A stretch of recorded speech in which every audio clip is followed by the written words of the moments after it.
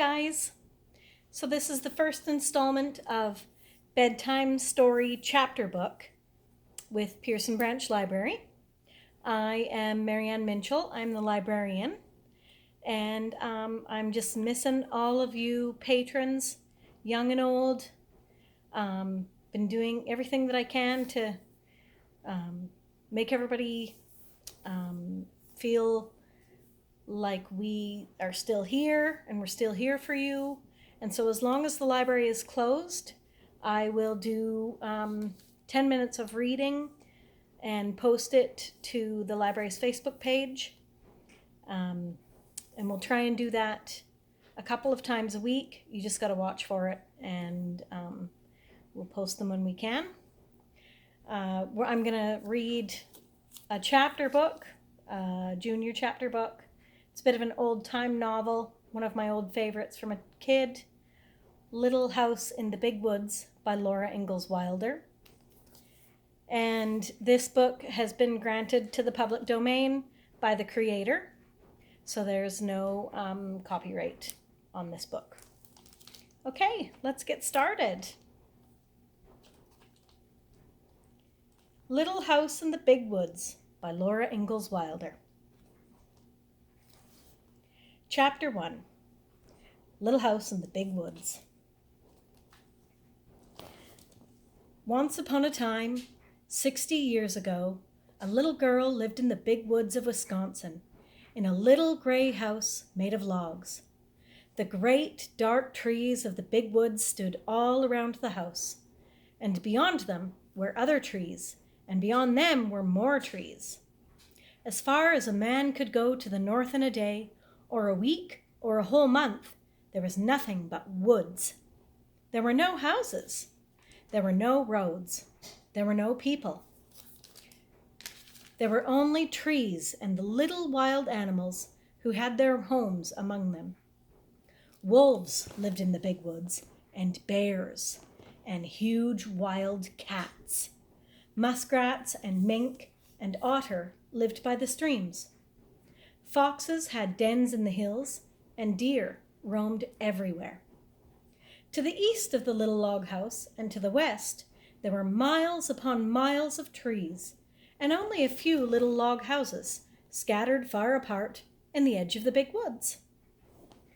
So far as the little girl could see, there was only the one little house where she lived with her father and mother, her sister Mary and baby sister Carrie. A wagon track ran before the house, turning and twisting out of sight in the woods where the wild animals lived. But the little girl did not know where it went, nor what might be at the end of it. The little girl was named Laura, and she called her father Pa and her mother Ma. In those days and in that place, children did not say father and mother, nor mama and papa, as they do now. At night, when Laura lay awake in the trundle bed, she listened and could hear anything at all but the sound of the trees whispering together. Sometimes far away in the night, a wolf howled. Then he came nearer and howled again. It was a scary sound. Laura knew that wolves would eat little girls, but she was safe inside the solid log walls. Her father's gun hung over the door, and good old Jack, the brindle bulldog, lay on guard before it. Her father would say, "Go to sleep, Laura. Jack won't let the wolves in." So Laura snuggled under the covers of the trundle bed, close beside Mary, and went to sleep.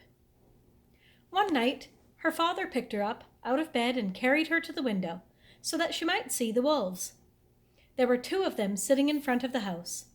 They looked like shaggy dogs. They pointed their noses at the big, bright moon and howled. "Ow!" Jack paced up and down before the door, growling. The hair stood up along his back, and he showed his sharp, fierce teeth to the wolves. They howled, but they could not get in. The house was a comfortable house. Upstairs there was a large attic, pleasant to play in when the rain drummed on the roof. Downstairs was the small bedroom and the big room. The bedroom had a window that closed with a wooden shutter. The big room had 2 windows with glass in the panes, and it had 2 doors, a front door and a back door. All around the house was a crooked rail fence to keep the bears and the deer away. In the yard in front of the house were 2 beautiful big oak trees. Every morning, as soon as she was awake, Laura ran to look out of the window, and one morning she saw in each of the big trees a dead deer hanging from a branch.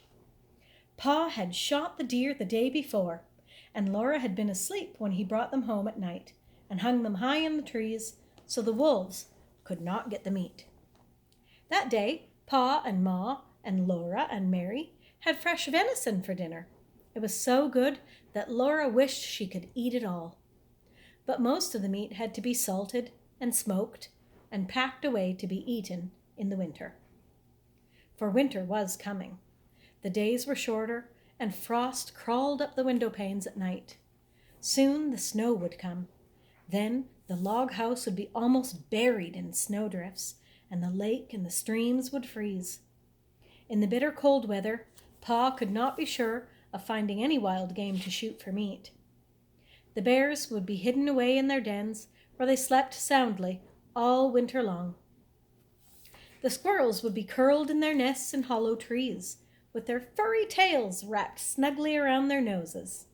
The deer and the rabbits would be shy and swift. Even if Pa could get a deer, it would be poor and thin, not fat and plump as deer are in the fall. Pa might hunt alone all day in the bitter cold, in the big woods covered with snow, and come home at night with nothing for Ma and Mary and Laura to eat. So as much food as possible must be stored away in the little house before winter came. Pa skinned the deer carefully and salted and stretched the hides, for he would make soft leather of them. Then he cut up the meat and sprinkled salt all over the pieces as he laid them on the board. Standing on end in the yard was a tall length cut from the trunk of a big hollow tree. Pa had driven nails inside as far as he could reach from each end. Then he stood it up, put a little roof over the top, and cut a little door on one side near the bottom. On the piece that he cut out, he fastened leather hinges. Then he fitted it into place, and that was the little door, with the bark still on it. After the deer meat had been salted several days, Pa cut a hole near the end of each piece and put a string through it. Laura watched him do this, and then she watched him hang the meat on the nails in the hollow log. He reached up through the little door and hung meat on the nails as far up as he could reach. Then he put a ladder against the log, climbed up to the top, moved the roof to one side, and reached down inside to hang meat on those nails. Then Pa put the roof back on, climbed down the ladder, and said to Laura, "Run over to the chopping block and fetch me some of those green hickory chips. New, clean, white ones." So Laura ran to the block where Pa chopped wood and filled her apron with the fresh, sweet-smelling chips. Just inside the little door in the hollow log, Pa built a fire of tiny bits of bark and moss, and he laid some of the chips on it very carefully.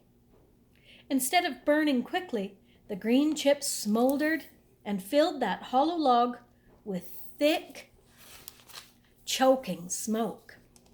Pa shut the door, and a little smoke squeezed through the crack around it, and a little smoke came out through the roof, but most of it was shut in with the meat. "Well, there's nothing better than good hickory smoke," Pa said. "That will make good venison that will keep anywhere, in any weather."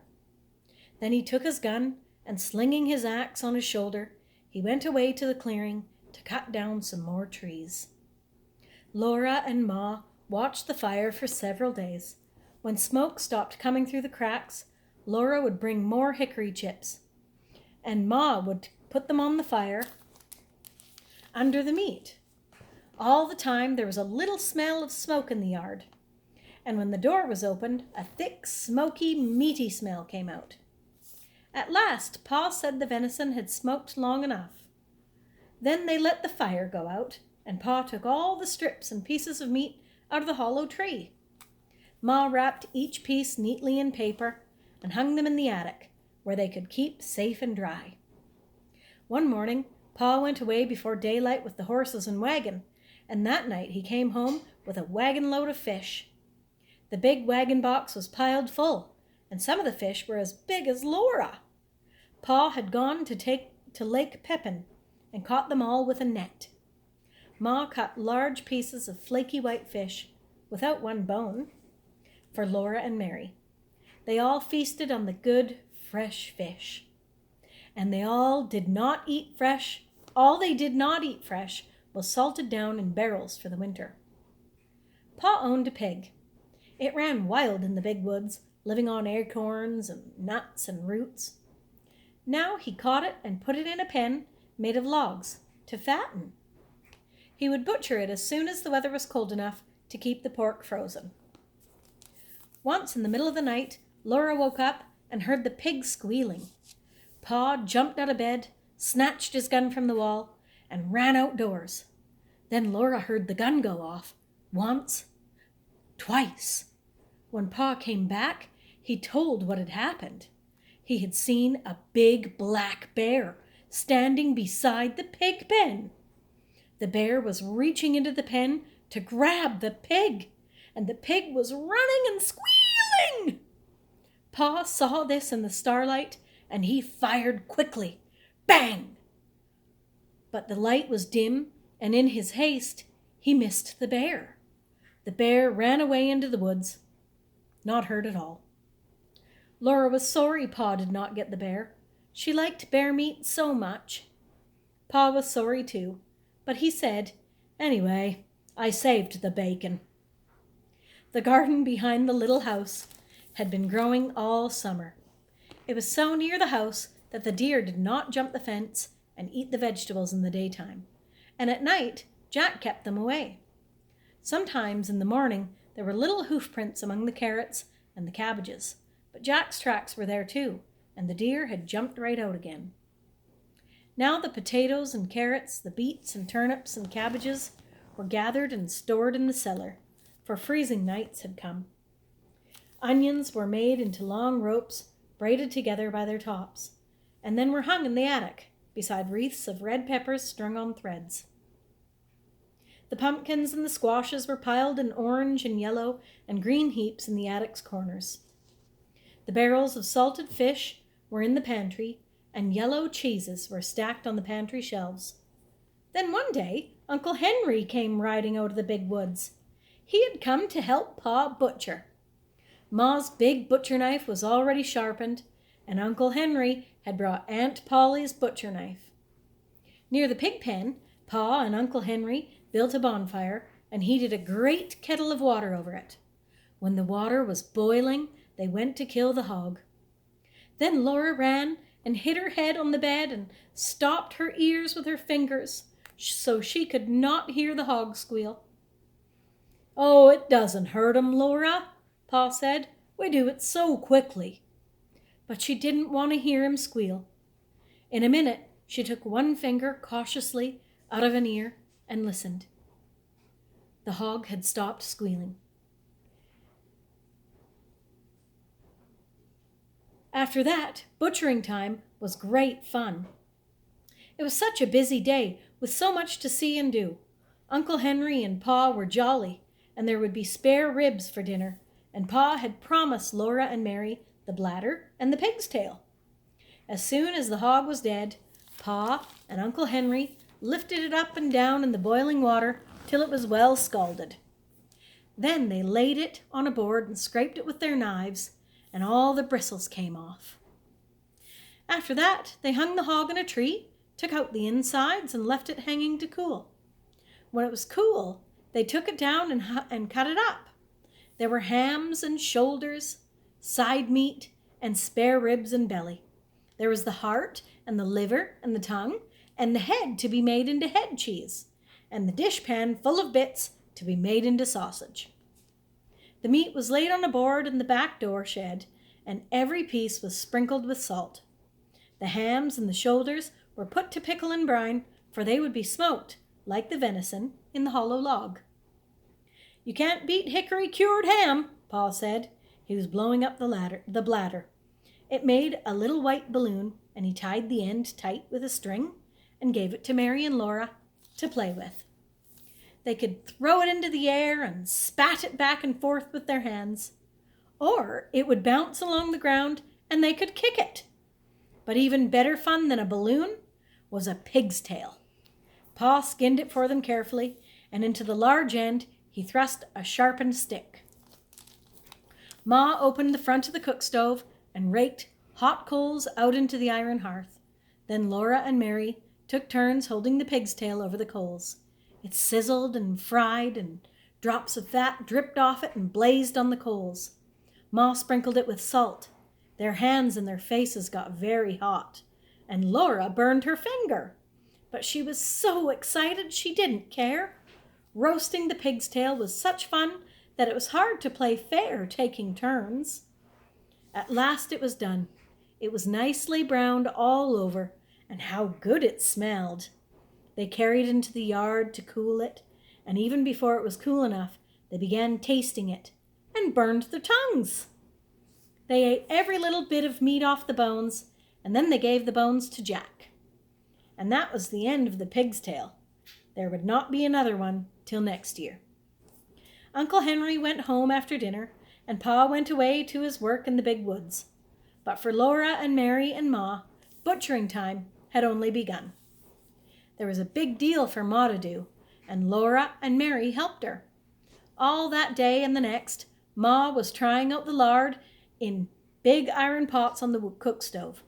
Laura and Mary carried wood and watched the fire. It must be hot, but not too hot, or the lard would burn. The big pots simmered and boiled, but they must not smoke. From time to time, Ma skimmed out the brown cracklings. She put them in a cloth and squeezed out every bit of the lard, and then she put the cracklings away. She would use them to flavor Johnny cake later. Cracklings were very good to eat, but Laura and Mary could have only a taste. They were too rich for little girls, Ma said. Ma scraped and cleaned the head carefully, and then she boiled it till all the meat fell off the bones.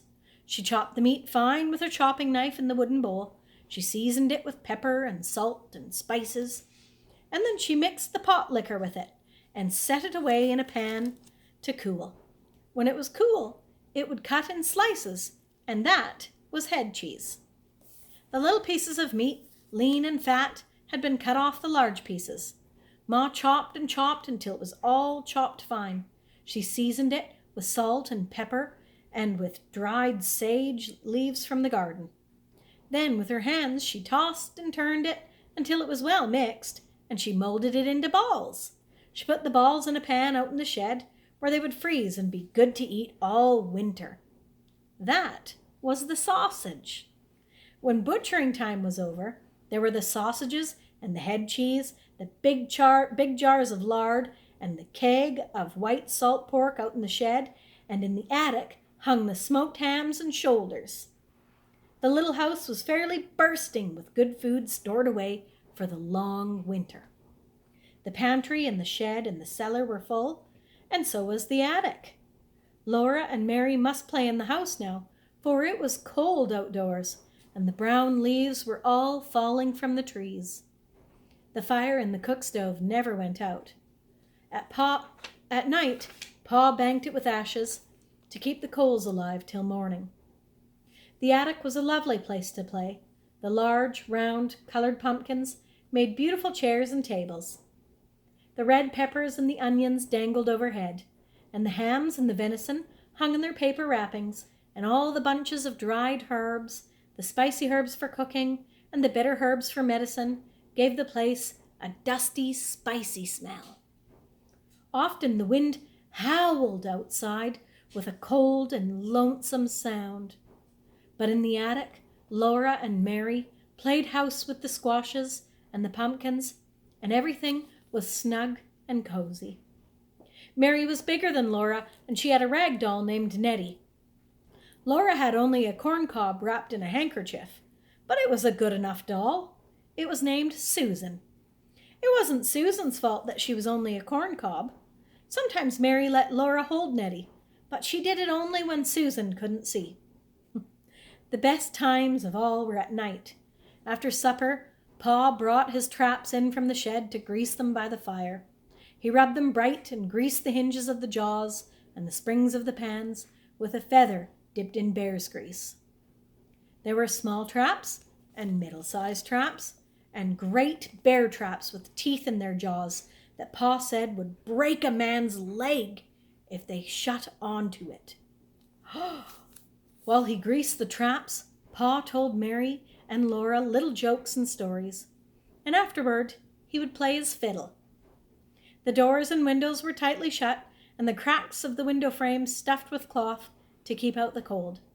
But Black Susan, the cat, came and went as she pleased, day and night, through the swinging door of the cat hole in the bottom of the front door. She always went very quickly to the door, would not catch her tail when it fell shut behind her. One night, when Pa was greasing the traps, he watched Black Susan come in, and he said, "There was once a man who had 2 cats, a big cat and a little cat." Laura and Mary ran to lean on his knees and hear the rest. "He had 2 cats," Pa repeated, "a big cat and a little cat. So he made a big cat hole in his door for the big cat, and then he made a little cat hole for the little cat." There Pa stopped. "But why couldn't the little cat?" Mary began. "Because the big cat wouldn't let it," Laura interrupted. "Laura, that is very rude. You must never interrupt," said Pa. "But I see that either one of you has more sense than the man who cut the 2 cat holes in his door." Then he laid away the traps, and he took his fiddle out of its box and began to play. That was the best time of all. Okay, that's it for tonight, you guys. That's the first chapter. We'll see you another night. Bye for now.